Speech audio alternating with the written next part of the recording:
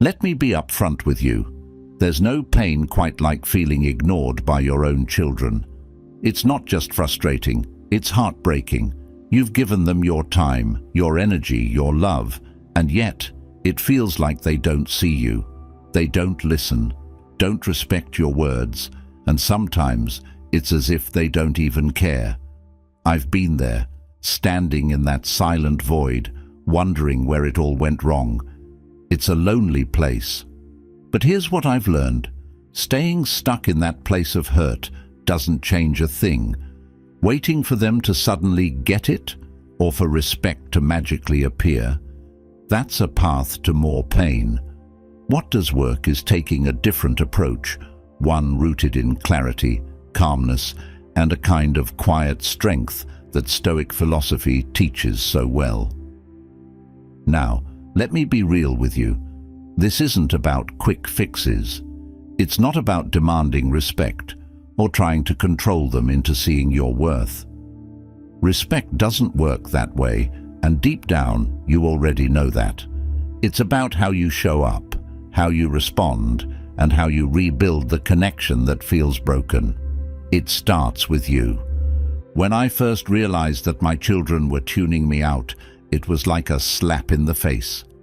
I caught myself raising my voice, repeating the same things over and over, hoping that louder words would somehow sink in. They didn't. What I didn't understand at the time was that respect is never about volume, it's about value.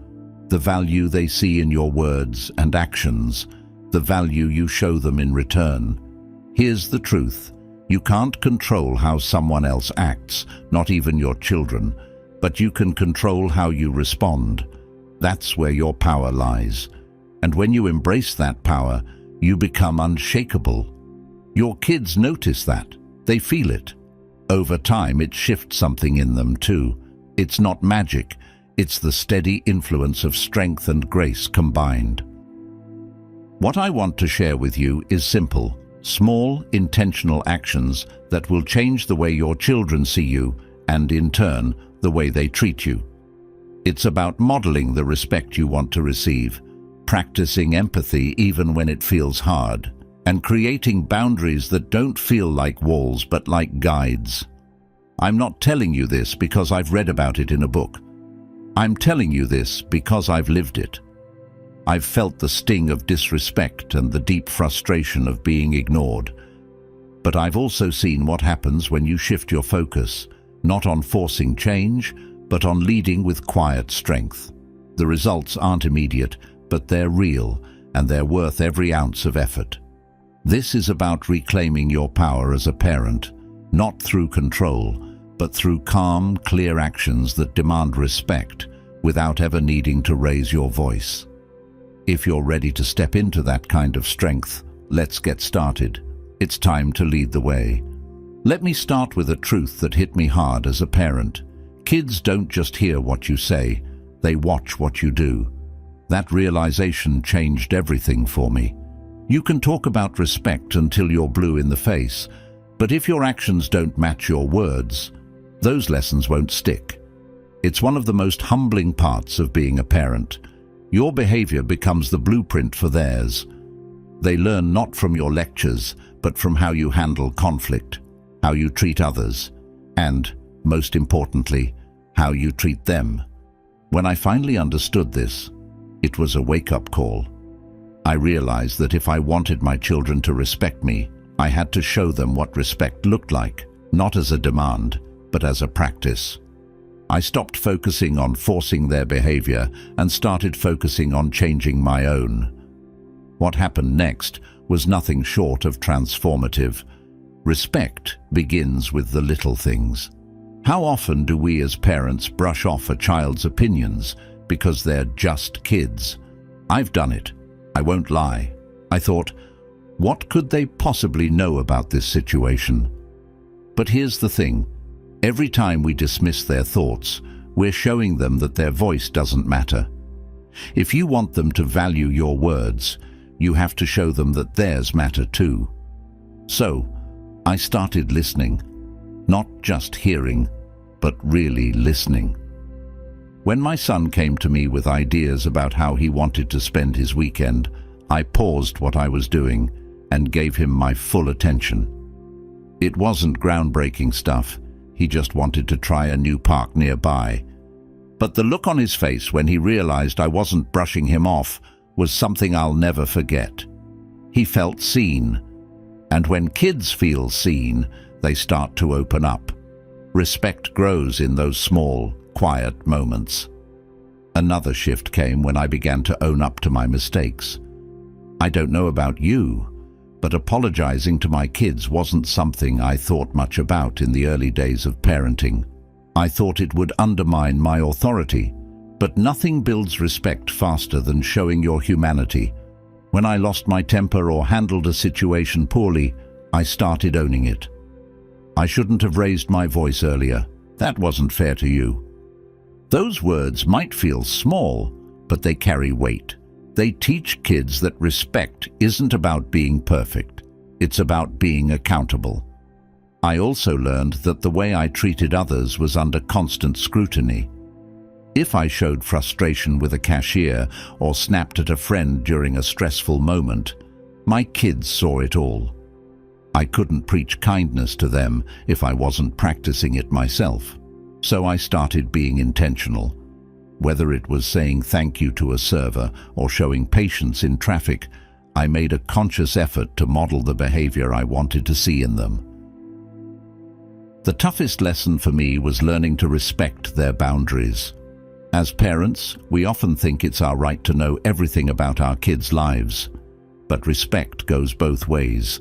If I barged into their rooms without knocking or dismissed their need for privacy, I was sending the message that their boundaries didn't matter. So I started knocking.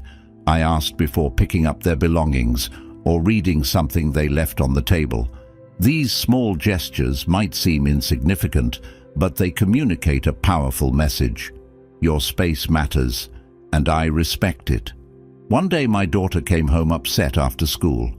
I could tell she didn't want to talk about it, so instead of prying, I said, "I'm here if you want to share, but it's okay if you need some time." She didn't open up right away, but later that evening she came to me and told me everything. That moment reminded me that respect creates safety. When kids feel respected, they feel safe enough to share their world with you. Another key aspect of modeling respect is how you handle disagreements. It's easy to get caught up in power struggles, especially when kids push back. I used to think being right was the most important thing in those moments, but I've learned that being respectful matters more. Instead of shutting them down with, "Because I said so," I started explaining my reasoning. If I set a curfew, I told them why it mattered. "I want you to be safe, and it's easier for me to relax when I know you're home at a reasonable time." This approach doesn't just enforce rules, it teaches them that their concerns are worth addressing. I've also found that showing respect means giving them the chance to solve their own problems. As parents, we often want to swoop in and fix things, but doing so can send the message that we don't trust their abilities. I started stepping back, offering guidance when asked, but letting them take the lead. Whether it was handling a tricky group project or resolving a fight with a friend, these moments of independence helped them feel capable and respected. Consistency is the glue that holds all of this together. Kids are incredibly perceptive. They'll spot any disconnect between your words and your actions in a heartbeat. That's why it's so important to be consistent in how you show respect. It's not about being perfect, it's about being intentional. If you slip up, acknowledge it and get back on track. Your efforts will add up over time. Let me leave you with this. Respect isn't something you demand, it's something you earn. When you model it in your daily interactions, you teach your children what it looks like, feels like, and why it matters. Over time, they'll start to reflect that respect back to you, not because they're forced to, but because they've seen it in action. They've lived it. If you're feeling disconnected from your children, this is where you start. Show them the respect you want to receive, not just in big moments, but in the everyday details of your relationship. It's a quiet, powerful shift that will change everything. Respect is the foundation, but connection is the bridge. One of the hardest lessons I've learned as a parent is that respect alone doesn't always mend a strained relationship. There were times when I felt like I was doing everything right, modeling the behavior I wanted to see, staying consistent, setting boundaries, but something still felt off. That's when I realized what was missing: understanding. Respect may create the conditions for a better relationship, but empathy builds the connection that makes it thrive. There's something incredibly powerful about stepping into your child's world. It's not always easy, especially when their actions frustrate or hurt you. But I've found that when you truly make an effort to understand where they're coming from, it can change everything. Empathy isn't about excusing bad behavior or letting go of your standards. It's about seeing the person behind the actions. It's about recognizing that just like you, they're navigating their own challenges, insecurities, and emotions. I'll never forget the time my son slammed the door after school, stormed into his room, and refused to talk to me. My first instinct was to confront him. Why the attitude? What happened? But I stopped myself and thought, what might he be feeling right now? Instead of pushing him to explain, I waited. Later, I sat with him and said, "You seemed upset earlier. I'm here if you want to talk." It was a small moment, but that simple act of letting him feel without judgment created a space for him to share. He opened up about feeling left out at school, a situation I might never have understood if I had just focused on his behavior and not the emotions behind it. One of the most valuable tools I've learned from Stoicism is the importance of pausing before reacting. When our kids act out, it's easy to let our emotions take over. Anger, disappointment, or even hurt can cloud our ability to see the bigger picture. But when you pause, you create space to ask yourself, what might they be experiencing right now? Maybe they're overwhelmed, scared, or feeling unheard. Empathy begins in that pause, in the choice to focus on understanding rather than control. Empathy also means recognizing that your child's perspective is different from your own. What seems small to you might feel monumental to them. I used to dismiss my daughter's worries about her friends, thinking, she'll outgrow this. It's not a big deal. But what I didn't realize was that those friendships were her world. By brushing off her feelings, I was unintentionally telling her that her world didn't matter to me. When I started validating her concerns instead, saying things like, "That sounds tough. How are you feeling about it?" Our conversations changed. She started coming to me more often, not because I had solutions, but because I was willing to listen. There's also a humbling truth about empathy. It requires you to let go of your ego. As parents, we sometimes feel the need to be right, to have the last word, or to assert our authority. But empathy isn't about being right, it's about being present. I've learned that admitting I don't have all the answers doesn't make me weak, it makes me human. When my kids see that I'm willing to understand their perspective, even when I don't agree, it teaches them that their voice matters. It also shows them how to approach disagreements with curiosity instead of defensiveness. Building empathy also involves paying attention to the unspoken. Kids often communicate through their actions more than their words. A slammed door, a quiet dinner, or a sudden outburst might be their way of saying, "I'm struggling, but I don't know how to tell you." It takes effort to look beyond the surface and ask yourself, what's really going on here? I remember one evening when my youngest refused to eat dinner. My initial reaction was frustration. After all, I had spent time making a meal everyone liked, but instead of pushing her to eat, I asked, "Is something bothering you?" She hesitated at first, but then she told me she was nervous about a test the next day. That moment reminded me how often behavior is a symptom of something deeper. Another key part of empathy is patience. Understanding doesn't always happen instantly. There have been times when I've tried to connect with my kids and felt like I was hitting a wall. In those moments, it's tempting to give up and retreat. But connection takes time. Sometimes, just letting them know you're there, consistently and without judgment, is enough to slowly build trust. I've learned that even when my kids don't open up right away, they notice my effort. They see that I care, and over time, that makes all the difference. Empathy also requires us to check our assumptions. How often do we jump to conclusions about our children's behavior without understanding their intentions? I used to assume that my son's forgetfulness was laziness, but when I took the time to ask him about it, I learned he was overwhelmed with schoolwork.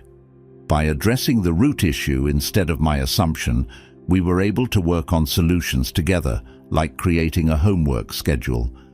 That shift from blame to understanding strengthened our bond and made him feel supported rather than criticized. One of the hardest but most rewarding parts of practicing empathy is acknowledging your own biases.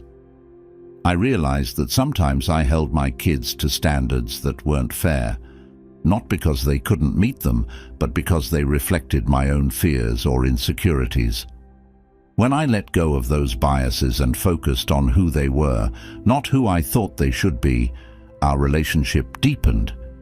Empathy isn't about perfection, it's about progress. Empathy teaches resilience.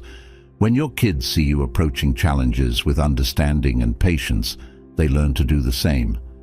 I've watched my children start to extend empathy to each other and to their friends, not because I told them to, but because they've experienced it firsthand. That's the beauty of empathy. It creates a ripple effect. The more I've embraced empathy in my parenting, the more I've realized its transformative power. It doesn't just change how you relate to your kids. It changes how they relate to the world. By showing them that their feelings matter, you give them the tools to navigate life with compassion and confidence. It's not always easy, but it's always worth it. Empathy isn't just a tool. It's a gift, a way of saying, I see you, I hear you, I'm here for you. And that, more than anything, is what builds lasting connection. Empathy opens the door, but silence creates the space to walk through it. One of the hardest things I've had to learn as a parent is the power of holding back. Not because I didn't care, but because I cared too much. I wanted to guide, to fix, to explain, and sometimes even to argue my point. But the truth is, words can only take you so far. When I started speaking less and listening more, I realized how much I'd been missing. Silence isn't weakness. It's a strength that allows connection to grow where words often fail. Listening isn't as simple as hearing what someone says. I thought I was listening for years, but what I was really doing was waiting for my turn to respond. My kids would tell me something, and I'd immediately jump in with advice, solutions, or corrections. What I didn't realize was that my eagerness to speak was shutting them down. It's like I was sending the message that their feelings weren't enough on their own. They needed my input to be valid. That realization was humbling and changed everything about how I approached communication. When I started truly listening, I learned how much my silence could say. It told my kids, I value your words. I trust your ability to express yourself. I don't need to control this conversation. That shift wasn't easy at first. I had to resist the urge to step in, to fill the pauses, or to fix what seemed broken. But the more I practiced, the more I saw the impact it had. My children started opening up in ways they hadn't before. They felt safe to share, not because I had the perfect advice, but because I wasn't trying to control the narrative. There was a moment with my daughter that really drove this home for me. She came to me one evening upset about something that had happened with her friends. I caught myself about to offer a solution, but instead, I stayed quiet. I nodded, kept eye contact, and let her talk. When she finished, I simply said, "That sounds really hard. How do you feel about it now?" Her shoulders relaxed and she started sharing more. She didn't need me to fix it. She just needed to be heard. In that moment, I realized how often silence is the most powerful response. Silence also allows us to truly see the person in front of us. When you're not focused on what you'll say next, you can pick up on the little things, the hesitation in their voice, the emotions behind their words, the way they pause when they're unsure. These details matter. They tell you more than words ever could. When my son once told me he was fine after a tough day at school, his body language said otherwise. Instead of pressing him, I said, "I'm here if you want to talk." Later that evening, he came to me and opened up about how he'd been feeling left out. That moment wouldn't have happened if I'd pushed or filled the silence with assumptions.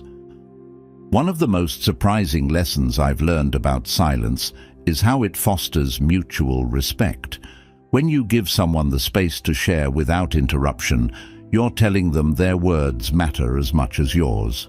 This is especially important with children, who often feel like their voices are drowned out by the noise of adult authority. When my kids started realizing that I wasn't just listening to respond, but truly listening to understand, they began to mirror that same respect back to me. It wasn't immediate, but over time, our conversations became more balanced and meaningful. Silence also teaches patience. It forces you to slow down and let the moment unfold naturally. I used to think that being a good parent meant having all the answers right away. But what I've come to understand is that it's okay not to know what to say. Some of the most powerful moments between me and my children have been when I've simply sat with them in their emotions. Whether it was grief, frustration, or confusion, my silence told them, "You're not alone. I'm here with you, even if I don't have the words." Another benefit of silence is that it allows your children to solve their own problems. When you're constantly stepping in with advice or directives, you rob them of the opportunity to develop their own critical thinking skills. I remember a time when my son was struggling with a group project at school. My instinct was to tell him exactly what to do, but instead I asked, "What do you think might work?" At first, he was hesitant, but as I stayed quiet and gave him space, he started brainstorming ideas. By the end of our conversation, he had come up with a plan, and the confidence that came with it. Silence also creates moments for reflection. When you're not filling the air with words, you're giving both yourself and your child the chance to think more deeply. This is something the Stoics valued greatly, the ability to pause, reflect, and respond with intention rather than impulse. I've noticed that when I stay quiet, my children often come to their own conclusions about things they initially struggled with. It's a reminder that sometimes the best guidance is no guidance at all. What I've also found is that silence can diffuse conflict in ways words never could. When emotions are high, adding more words to the mix often escalates the situation. By staying calm and quiet, you model self-control and give the other person the space to cool down. There have been times when my kids were upset with me and lashed out. Instead of arguing back, I stayed quiet and let the storm pass. Later, when things had calmed down, we were able to have a productive conversation. That wouldn't have been possible if I'd tried to force resolution in the heat of the moment. Silence teaches humility. It reminds you that you don't always need to have the last word, the right answer, or the perfect advice. It's okay to simply be present. There's strength in holding space for someone else, even when it feels uncomfortable.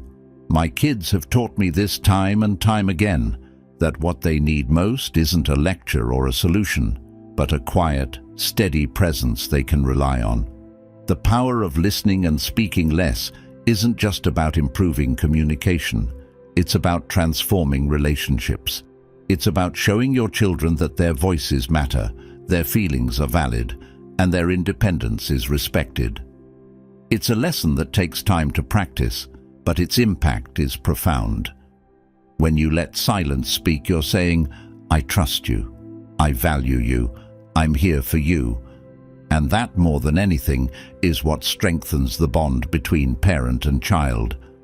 Silence creates room for understanding, but patience builds the foundation where relationships truly grow. One thing I've come to understand deeply, both as a parent and as a person, is that real change doesn't happen overnight. It's not about quick fixes or instant results. The relationships that matter most, the ones with your children, require time, effort, and above all, patience. That's not always easy, especially when you're faced with moments of disrespect or emotional distance. But patience, as the Stoics teach us, isn't passive waiting. It's active perseverance. It's choosing to stay calm and consistent, even when you don't see immediate progress. There were countless times in my own parenting journey when I wanted results right away. I thought if I said the right thing, set the right boundary, or addressed the issue directly, things would instantly improve. But relationships don't work that way. What I learned, often the hard way, is that patience isn't about giving up or letting things slide. It's about staying present and committed, no matter how long it takes. That's where the growth happens. Patience starts with managing your expectations. I had to remind myself that my children are their own people, with their own thoughts, feelings, and timelines for growth. Just because I wanted them to change in a certain way, or by a certain time, didn't mean it would happen on my schedule. Accepting this was humbling, but it freed me from so much frustration. I began to focus less on immediate results and more on the process of showing up consistently, knowing that my actions would eventually make an impact. One thing that helped me cultivate patience was learning to focus on small wins. When you're working to rebuild a strained bond, it's easy to get discouraged if you don't see dramatic changes right away. But growth often happens in tiny, almost imperceptible steps. I started noticing these moments more: an extra minute of eye contact, a slightly softer tone, or a small act of kindness. These were signs that progress was happening, even if it wasn't obvious. Celebrating these small wins kept me motivated to stay patient. Patience also requires letting go of the need for control. As parents, it's natural to want to guide every step, but sometimes our attempts to control can push our children further away. I had to learn to give my kids the space to figure things out for themselves, even if it meant watching them struggle. It wasn't easy to stand back and let them make mistakes, but I realized that their growth depended on it. By practicing patience, I was showing them that I trusted their ability to learn and grow at their own pace. There's another side to patience that I didn't expect. It teaches resilience. When you commit to being patient, you're building your own emotional endurance. Parenting isn't always rewarding in the moment, and there are days when it feels like you're giving everything and getting nothing in return. But patience reminds you that the effort is worth it, even when it's hard to see the results. It's about believing in the long game, trusting that the seeds you're planting now will bear fruit later. Patience also teaches us to stay calm in the face of setbacks. There were times when I felt like I was making progress with my kids, only to have an argument or a difficult day throw me off course. In the past, I might have reacted with frustration or taken it personally, but through practicing patience, I learned to see these moments as part of the journey, not the end of it. A setback doesn't erase the progress you've made. It's just a reminder that growth is rarely linear. Another lesson I've learned is that patience doesn't mean staying silent or ignoring problems. It's about responding thoughtfully rather than reacting impulsively. When my son started pushing back against some of the boundaries I'd set, my first instinct was to enforce them more strictly. But instead, I chose to approach the situation with calm curiosity.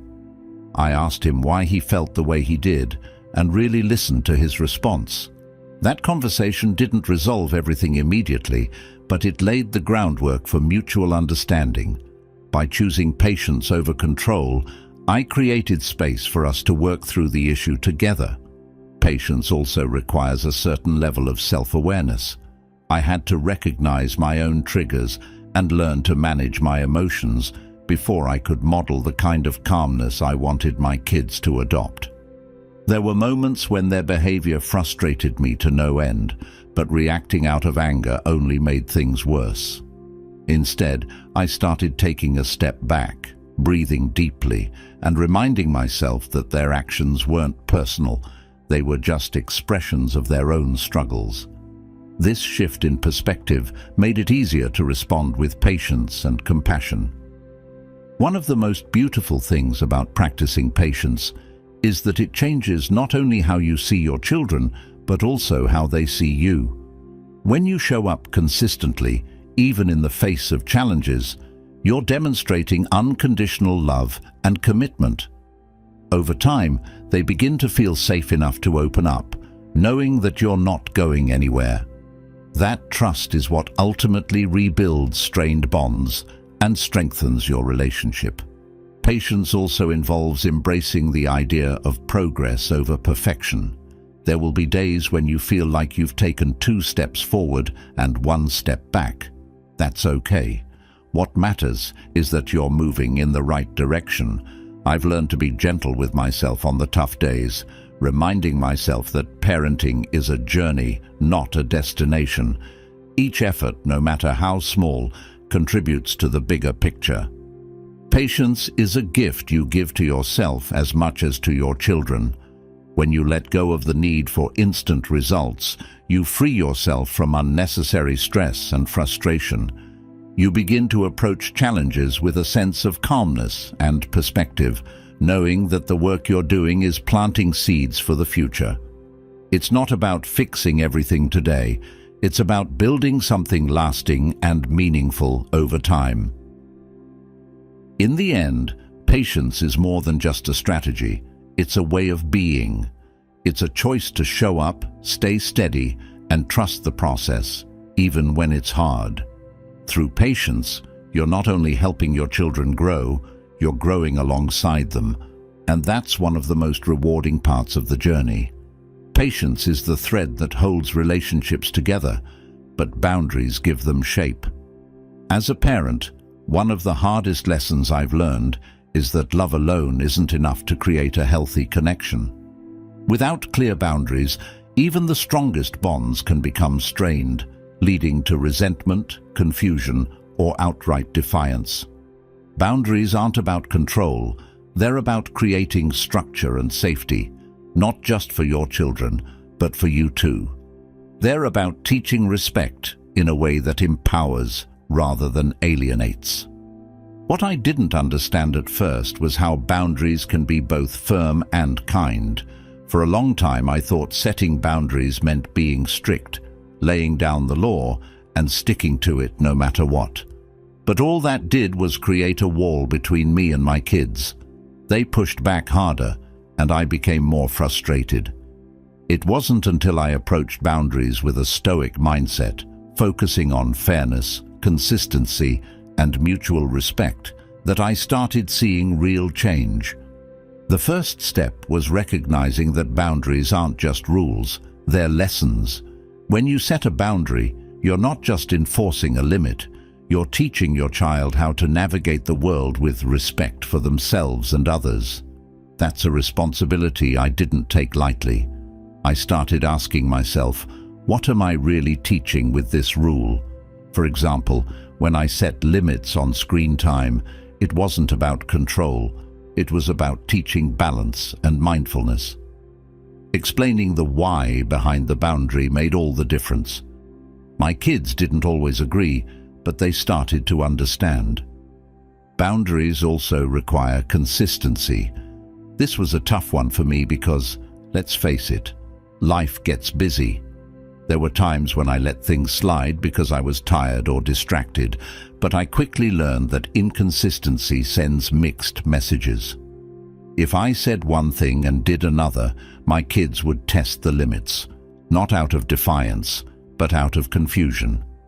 So I made a commitment to follow through, even when it was inconvenient. It wasn't always easy, but the respect it fostered was worth it. One of the most powerful shifts I made was moving from control to collaboration.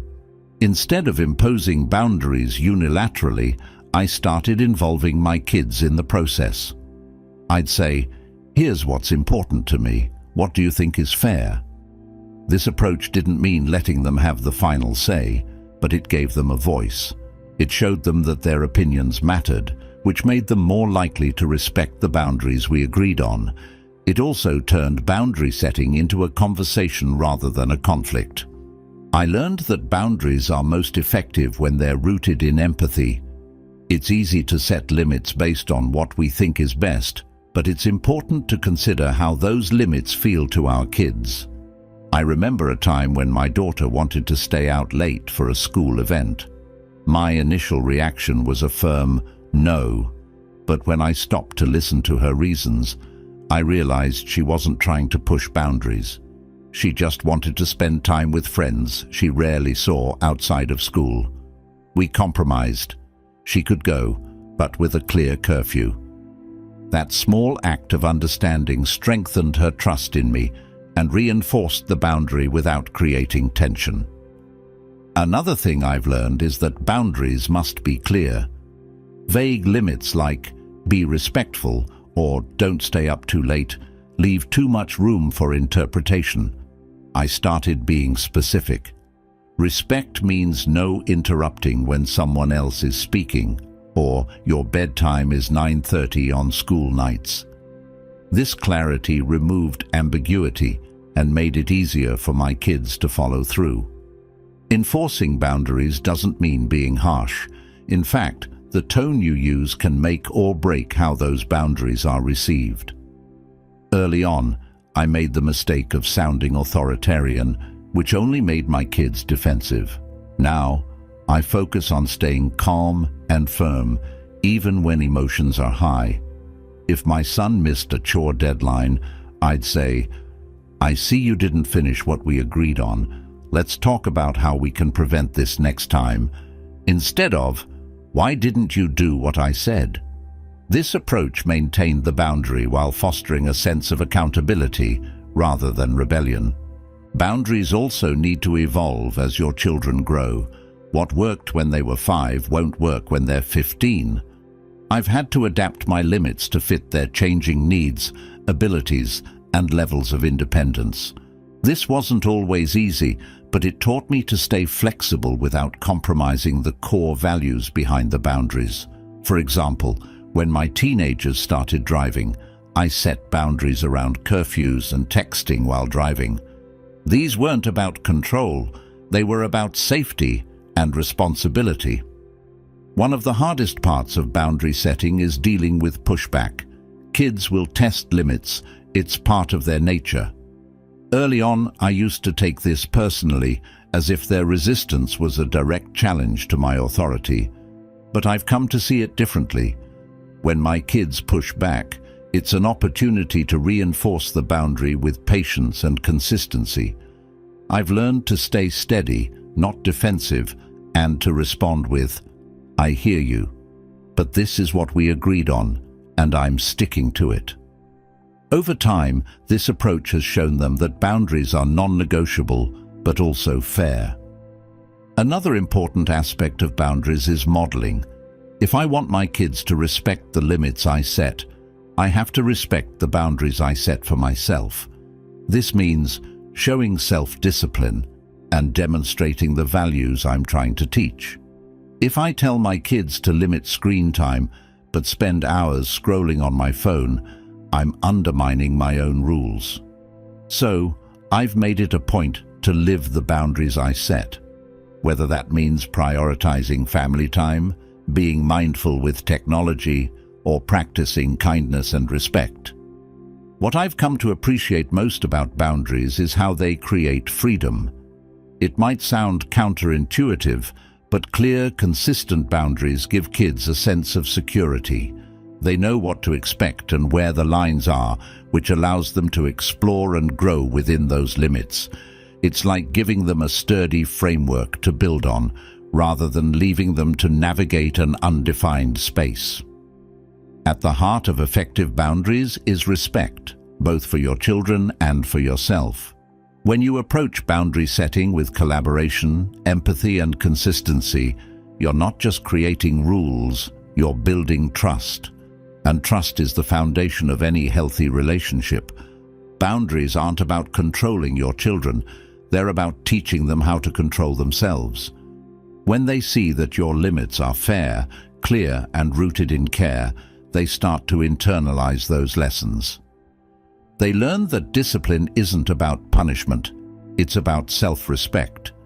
That's a gift they'll carry with them long after childhood, shaping the way they navigate their own relationships and responsibilities. In the end, boundaries aren't barriers, they're bridges.